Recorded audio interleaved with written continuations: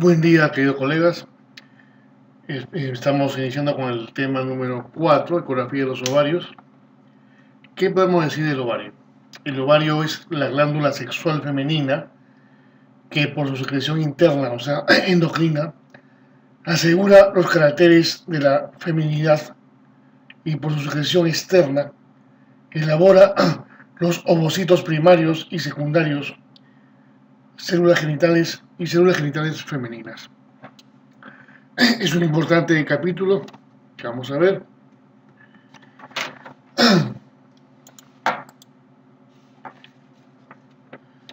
Los ovarios pues sufren cambios estructurales y funcionales en respuesta a la producción de gonadotropinas y al envejecimiento.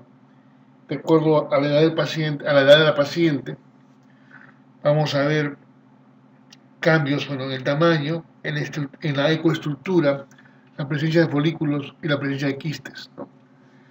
Las hormonas sexuales son sintetizadas en los ovarios. Estos son muy variables en cuanto a su tamaño, forma, ecogenicidad, posición, y a veces son difíciles de visualizar por la ecografía. En este caso, por la ecografía de abdomen inferior o vía transabdominal, son un poco difíciles de localizar. Son más fáciles de localizar a vía transvaginal. Los ovarios cuando se enferman o cuando dan síntomas, bueno, ellos son una etapa ya tardía de estos, ¿no? Debido al inicio diferido de los síntomas. El desarrollo inmunológico se da pues a partir de las 6 semanas y estas invaden la cresta genital. En cuanto a su anatomía, son órganos pequeños, firmes y en forma de almendra que yacen en la pelvis menor. Están rodeados por una delgada capa fibrosa, túnica albúgena. Su superficie es lisa inicialmente, que se hace irregular a medida que pasa el tiempo debido a la formación de depresiones y cicatrización que resulta pues de la maduración y generación folicular. Los ovarios cicatrizan y se atrofian después de la menopausia. Y a veces no se pueden ni ver por ecografía, ni por ecografía pélvica, ni ecografía transvaginal. Acá vemos la situación de los ovarios.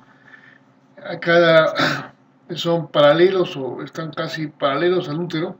No siempre van a estar en esta predisposición, pueden estar delante o detrás del útero. Están detenidos por el ligamento ancho del útero, ¿no?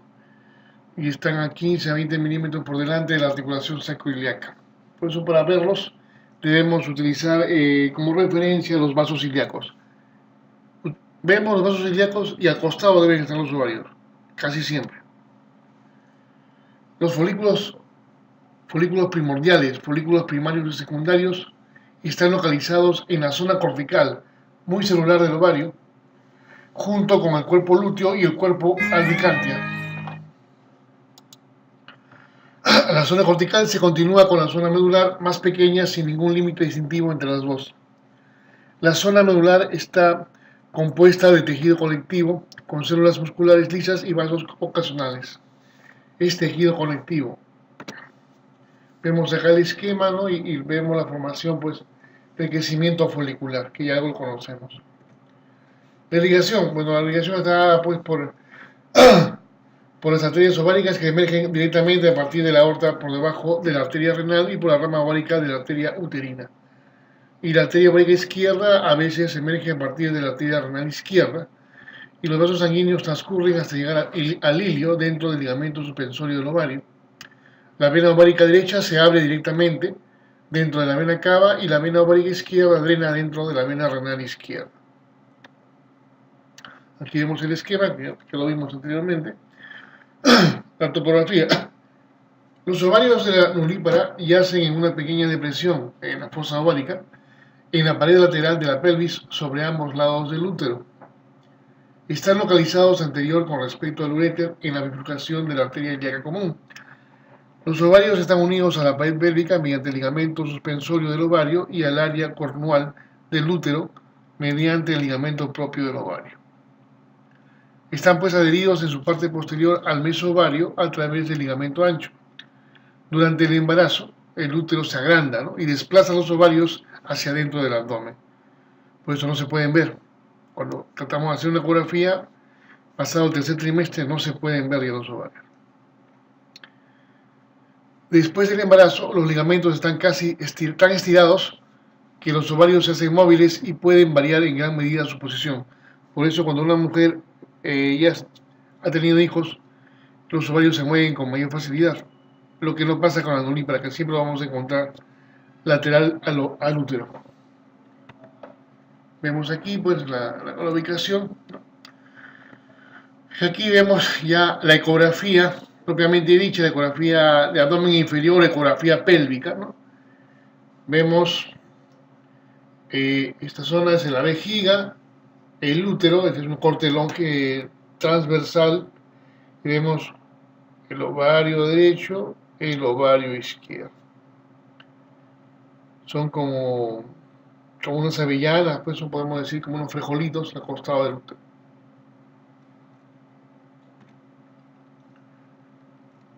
Los ovarios se visualizan usualmente en las mujeres de edad reproductiva. Ambos ovarios pueden identificarse en aproximadamente el 80% de los casos. Cuando la paciente tiene vejiga poco repleta o hay muchos gases, se dificulta la visualización de los ovarios. Los ovarios pueden visualizarse raras veces después de la menopausia, cuando son más pequeños y menos ecogénicos. Así es, porque como disminuyen de tamaño, se confunden fácilmente con el intestino. Aquí vemos la posición normal del ovario. Como le decía, ubican los vasos ilíacos y ahí deben de estar el ovario. Aquí vemos, este es el útero, la vejiga, el ovario derecho, el ovario izquierdo. Ambos ovarios en este caso tienen folículos primordiales. Este es un corte transversal y este es un corte longitudinal. Vemos el borde del útero, su miometrio y vemos su endometrio. En este esquema, en este esquema podemos ver los cambios del ovario conforme a la edad, ¿no? La letra A es un ovario recién nacida con numerosos folículos. Por eso esto se debe a que tiene un estímulo hormonal materno. La B es una preescolar con pequeños folículos primordiales que también pueden ser quistes. La C es una prepuber con ovario de tamaño normal y pequeños folículos primordiales. Casi todos son del mismo tamaño. En la letra D es una adulta en edad reproductiva con pequeños folículos primordiales en el ovario derecho y un folículo dominante en el ovario izquierdo. ¿Cómo vamos a ver si es un folículo dominante o un folículo primordial? Bueno, los folículos primordiales casi siempre tienen el mismo tamaño y el folículo dominante es el que destaca sobre todo ellos. Y esta es una mujer en edad fértil con ovarios normales, pero de difícil valoración, no se les puede ubicar. Con la muestra podemos ver el ovario izquierdo, el derecho no se ve, ahí está acá aparece. Este es el ovario derecho. ¿Cómo vamos a ver los ovarios por ecografía? Normalmente las mujeres fértiles miden aproximadamente 2 por 3 por 1.5, lo cual se asemeja a las dimensiones anatómicas normales, ¿no? De 2.5 centímetros de largo, 2 centímetros de ancho y 1 centímetro de espesor. Pueden ser ligeramente menos ecogénicos que el útero y despliegan cambios quísticos anecogénicos durante el ciclo ovárico. La corteza ovárica al inicio contiene varias masas anecogénicas redondeadas de hasta 10 milímetros. Aproximadamente 7 días después de la menstruación, se ve un folículo dominante mientras que los otros sufren regresión. Cuando hay un problema hormonal, estos folículos en vez de regresionar, todos compiten y forman lo que podemos denominar poliquistosis ovárica o el ovario de aspecto multifolicular.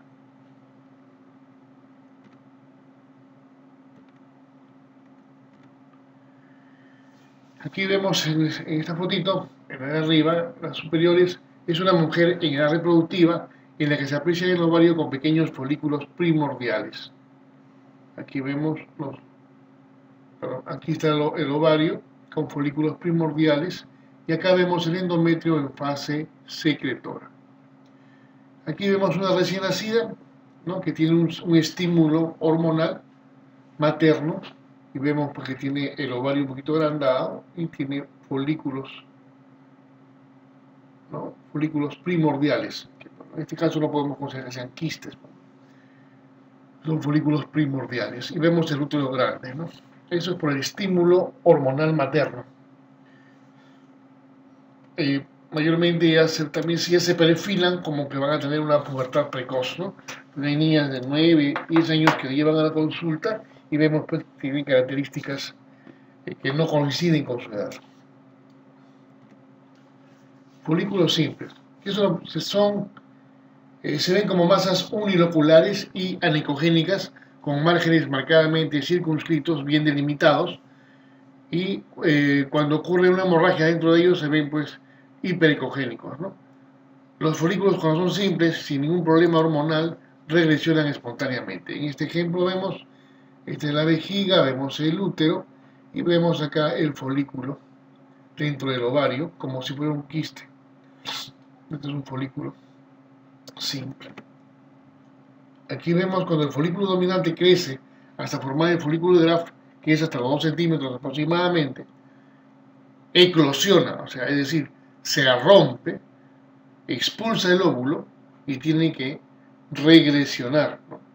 En este caso aquí vemos el ovario, este es el útero, la vejiga, este es el folículo dominante que ya se rompió, ya eclosionó, y acá hay el líquido libre, ¿no? Por la misma ovulación. Vemos aquí, podemos decir que es un ovario derecho con folículo eclosionado, ¿no? No sabemos cuánto tiempo tiene, pero lo podemos mencionar así, ¿no?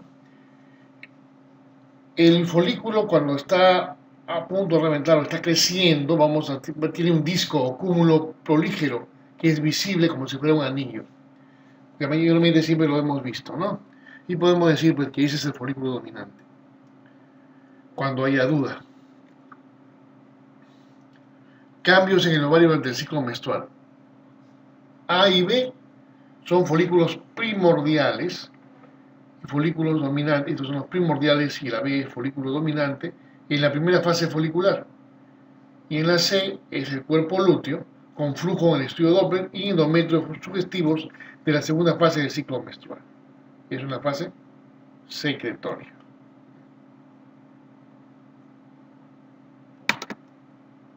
Estos son estudios por vía pélvica.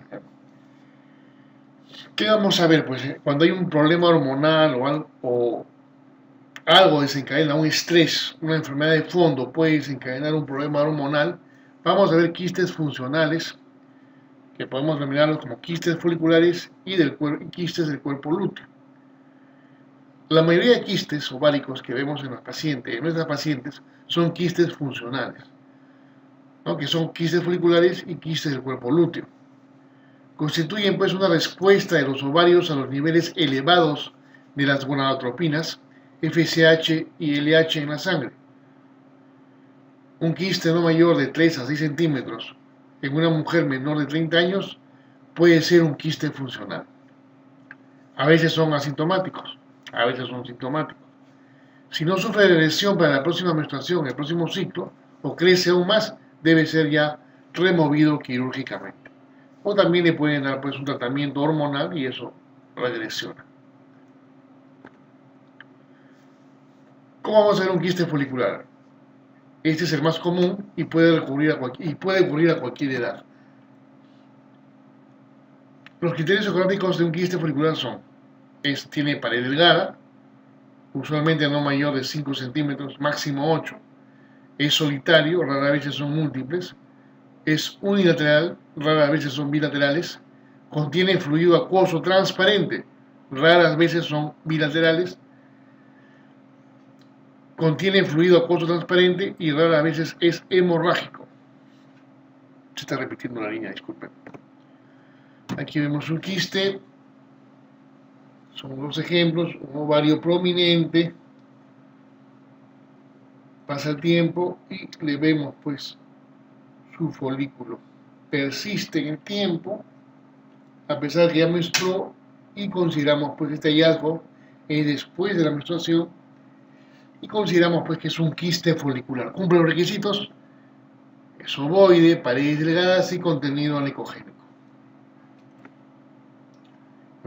Otro ejemplo de quiste funcional, mide casi 6 centímetros,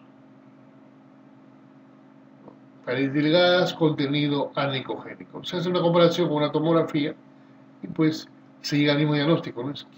Son quistes funcionales. El folículo dominante crece hasta formar un folículo de Graf que en la ovulación debe medir aproximadamente 2 centímetros y proyectándose por encima de la superficie del órgano, no porque va a eclosionar, va a romperse. Aparece una estructura ecogénica dentro del folículo parecida a un anillo llamada disco cúmulo prolígeno. Después de la ovulación puede verse fluido libre en el fondo del saco. El folículo pierde su forma o no se visualiza del todo. En este caso hay que tener cuidado.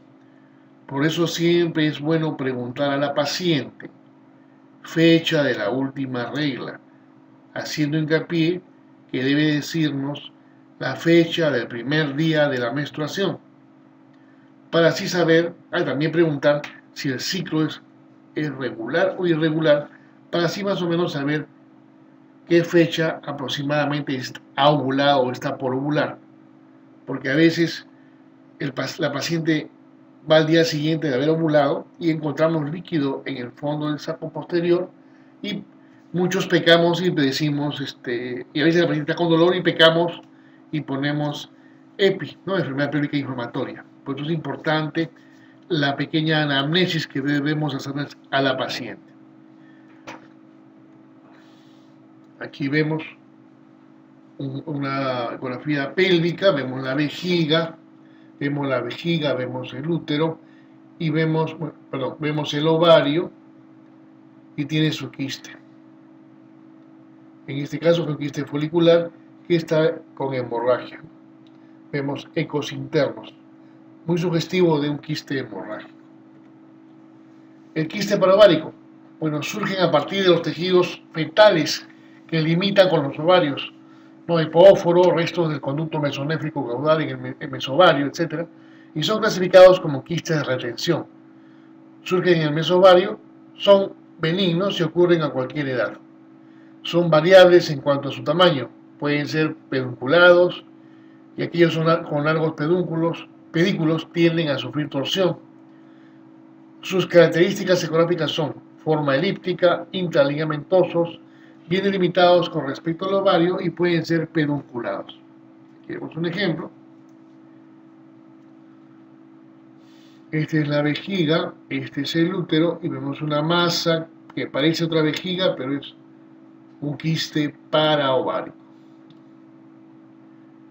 Paredes delgadas y contenido completamente anicogénico. Se le tomó por vía transvaginal, y se vio porque es un quiste que está separado de ambos ovarios. Quistes de retención están formados por la acumulación de fluidos de los quistes foliculares y tales como sangre y secreciones, ¿no? Al contrario de los cistomas, crecen hasta no más que el tamaño de un puño. Más o menos 5 centímetros, hasta 6 centímetros máximo. No crecen más. En este caso vemos un quiste simple y se volvieron hemorrágicos. Vemos ejemplos. En este caso, cuando sospechamos por vía pélvica de un quiste hemorrágico, forzosamente tenemos que usar la vía transvaginal para cerciorarnos de sus características ecográficas. En este caso, vemos un quiste de aproximadamente 5 centímetros de paredes delgadas, contenido hipocogénico heterogéneo, con ecos internos de suspensión que sería la hemorragia. Vemos 4 ejemplos. Acá hay nivel líquido sólido, acá también nivel líquido sólido. Aquí está como unos septos internos, que es la fibrina, que serían los quistes hemorrágicos. Quiste del cuerpo lúteo.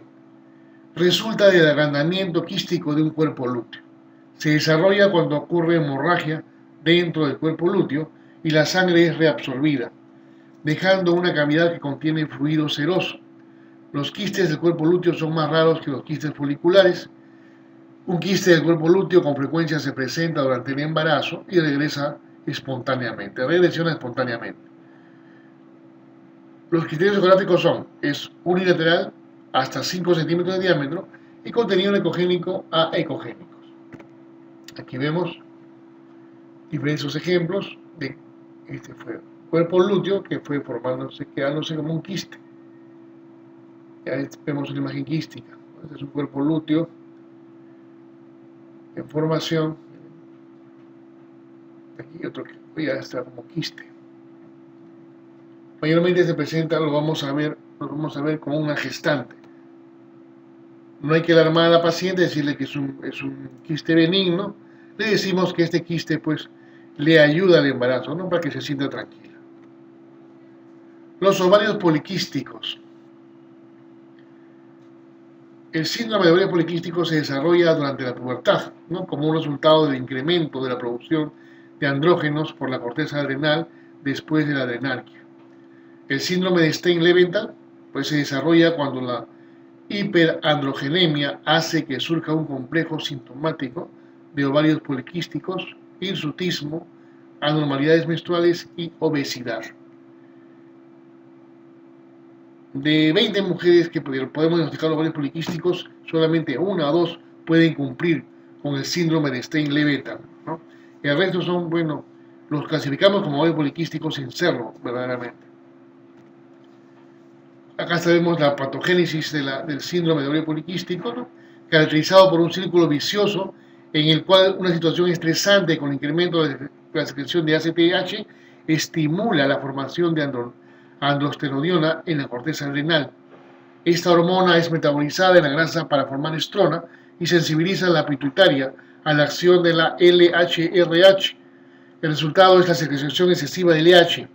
La FSH no está afectada, causando una estimulación no fisiológica de los ovarios y una producción aumentada de andrógenos, androstenediona, en los decafolículos y las células estromales. El andrógeno es nuevamente convertido en estrona en el tejido graso y el ciclo continúa. Es un ciclo que no se puede romper.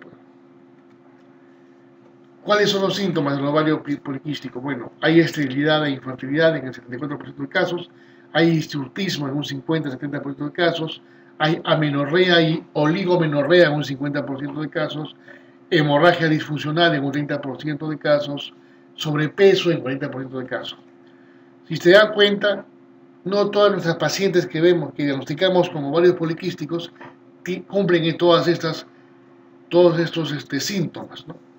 La estimulación estrogénica del endometrio induce hiperplasia y también puede conducir al carcinoma endometrial bien diferenciado. ¿Cuáles son las características, pues, ecográficas de estos pacientes, de estos ovarios poliquísticos? No deben ser igual y llegar hasta 5 milímetros. Ojo, puede llegar hasta 10 milímetros, pero casi todos los folículos tienen que ser del mismo tamaño y están distribuidos en forma circunferencial, en forma periférica en el ovario, como rueda de carreta, que se decía antiguamente. ¿Cuáles son los criterios ecográficos? Ocurrencia bilateral, ovarios agrandados, centro hipericogénico, múltiples quistes, o sea, folículos anicogénicos de hasta 5 milímetros, pueden llegar hasta 8 o 9 en la corteza, y usualmente existe hiperplasia endometrial. Vemos acá el ejemplo de la derecha.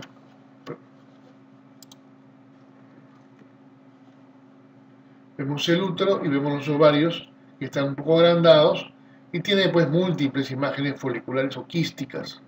Igual acá, miren. En esta vista vemos el ovario derecho y aquí vemos el ovario izquierdo. Son ovarios poliquísticos bilaterales en la menarquia.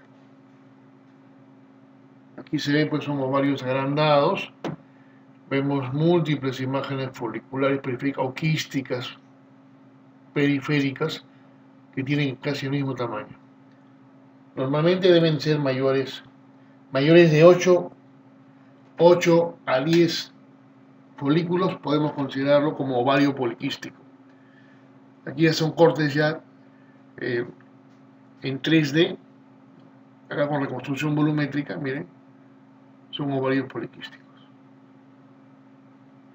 Lo que les decía, pues que había que ver cuando los ovarios no son tan grandes, no son grandes, y tienen varias imágenes foliculares, a veces de distinto tamaño, y los podemos considerar no como ovarios poliquísticos, sino como ovarios de aspecto multifolicular, que sería un poquito un paso previo o menos, o se etiqueta de menor, por decirlo así, de menor gravedad que diagnosticar un ovario poliquístico.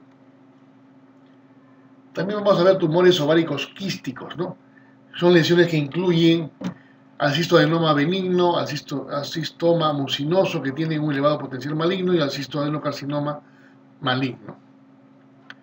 El cistoadenoma constituye el tumor ovárico benigno más común, son los que vemos con más frecuencia. Se corresponde histológicamente con el cistoma seroso simple. La pared del tumor epitelial quístico es delgada, lisa y está revestida con epitelio. El cistoadenoma usualmente es focal y raras veces multifocal. ¿Cómo lo vamos a ver? Tener cuidado porque pueden ser grandes, ¿no? Y pueden llenar todo el abdomen. Son esos famosos tumores que salen en la prensa, ¿no? Van a sacar un gran tumor del vientre de la mujer. ¿Cuáles son los criterios ecográficos? Es una masa anicogénica, de pared delgada, ecogénica, a veces tienen tabiques delgados, a veces es multiloculado y una superficie lisa. Y siempre contenido anicogénico. Aquí vemos, esta es la vejiga, el útero, y vemos en el ovario una imagen o masa anicogénica de paredes delgadas sin contenido anicogénico en relación a un cistoadenoma. Aquí vemos un cistoadenoma más grande, ¿no? Más o menos un diámetro de 10 milímetros. Es un cistoadenoma seroso. ¿Cómo es el cistoadenoma o cistoma mucinoso? A veces pueden transformarse en malignos y deben ser removidos sin demora, ¿no? Son aproximadamente el 25% de los tumores ováricos y siempre el 10% ya son malignos. Son raras veces bilaterales. Mientras más edad presente la paciente, mayor probabilidad de que sea cáncer. Son frecuentemente tabicados y su ecogenicidad puede variar. Los criterios gráficos son los siguientes. Son quísticos, multifocales, con frecuencia tabicados y de pared delgada sin depósitos. Aquí vemos. Paredes delgadas, son tabicados y son de contenido anicogénico.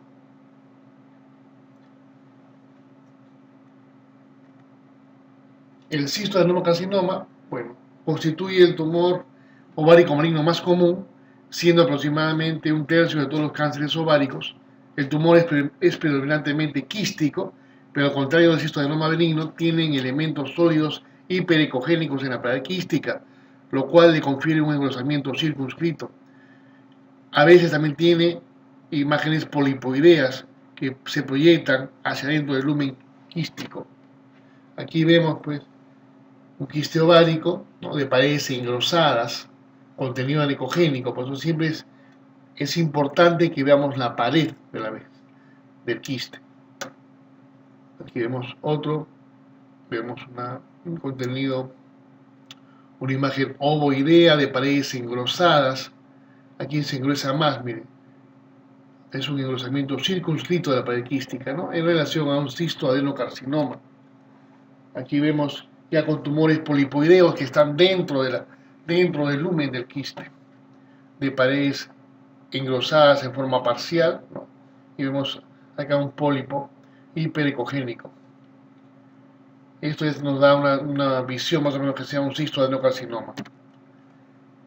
Los quistes endometriósicos, también vamos a ver, casi en la mitad de pacientes actualmente padecen esto. Los quistes endometriósicos usualmente están localizados en la superficie ovárica, ¿no? Inicialmente tienen una apariencia quística uniformemente hipoecogénica y más tarde se hacen heterogéneos debido al sangrado recurrente. ¿Cuál es su patogénesis? La pared quística está revestida con epitelio endometrioide y esto puede resultar de la diseminación del endometrio proveniente del útero. Pero una causa más probable es la formación primaria de quistes compuestos de epitelio celómico. Y esto explicaría la ocurrencia primaria del adenocarcinoma ovárico, ¿no? Aproximadamente el 5% de todos los tumores ováricos son tumores endometrioides, en su mayoría carcinomas. El manejo siempre requería la confirmación histológica. Los seguimientos ecográficos deben programarse a intervalos de 6 meses. La respuesta debe monitorearse en aquellos casos que han sido tratados con análogos de la gonadotrofina RH. Cuando sospechamos de un quiste endometriósico, siempre que se pueda, se hace una ecografía, un complemento con una ecografía transvaginal. Tenemos que diferenciarlos con los quistes funcionales hemorrágicos, con el cistoadenoma, con el carcinoma ovárico o carcinoma endometrioide, con miomas intraligamentarios y con procesos inflamatorios. ¿Cuáles son los criterios ecográficos para un endometrioma? Masa anecogénica sobre la corteza de 1 a 5 milímetros de diámetro. Con el sangrado intraquístico la masa se agranda y puede mostrar ecos internos homogéneos. Pared ecogénica engrosada, difícil de localizar con respecto a un órgano específico. Con la recurrencia puede verse un ecopatrón heterogéneo. Vemos acá varios ejemplos. Vemos una imagen ovoidea de paredes delgadas y contenido hipoecogénico. Igual aquí. Este es el útero. Apenas tiene al Doppler apenas tiene una vascularización periférica, ¿no? Que le da su benignidad. Otro ejemplo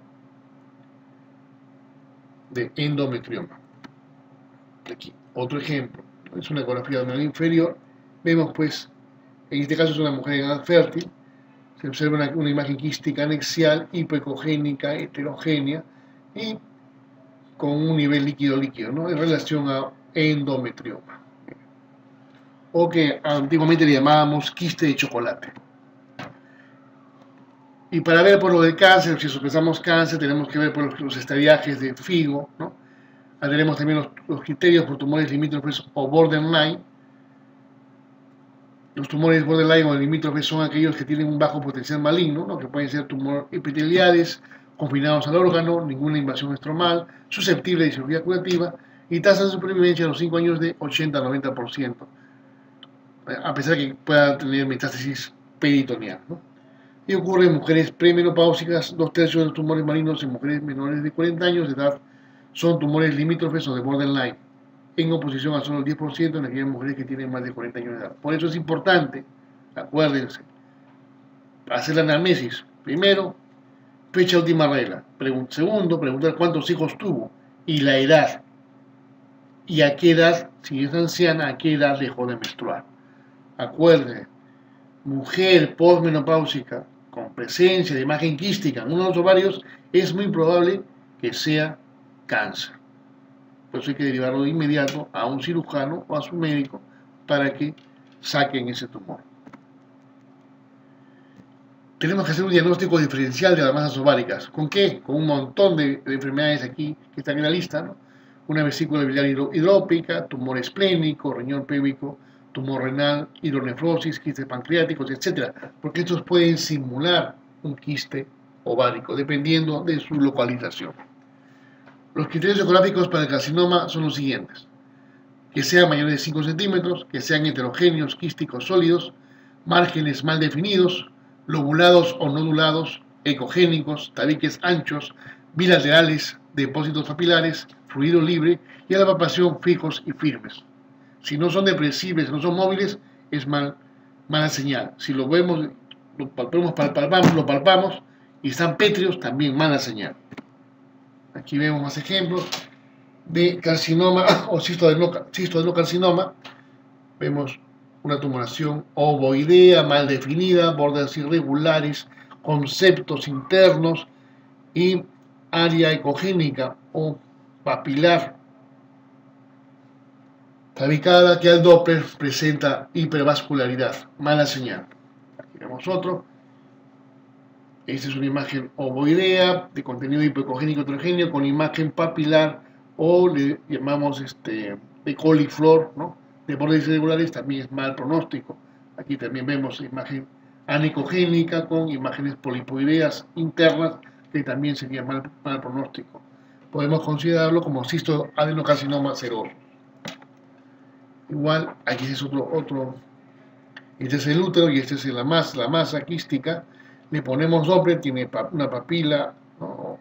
Una imagen papilar o polipoide y tiene una hipervascularidad, también mal pronóstico. Muy posiblemente sea un cáncer.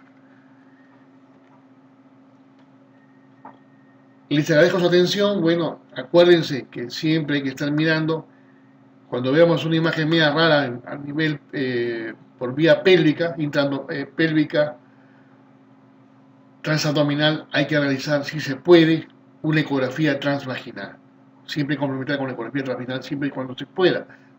Por eso también es importante decir a la paciente, preguntarle primero cuántos hijos tiene. Y la paciente dirá si tiene hijos o no tiene hijos, si es nulípara, si es virgen o ha tenido relaciones.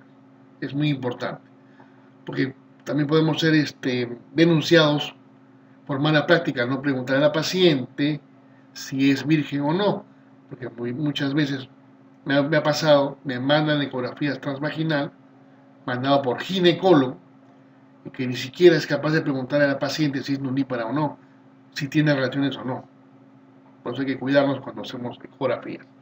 Bueno, nos vemos en la próxima. Hasta luego.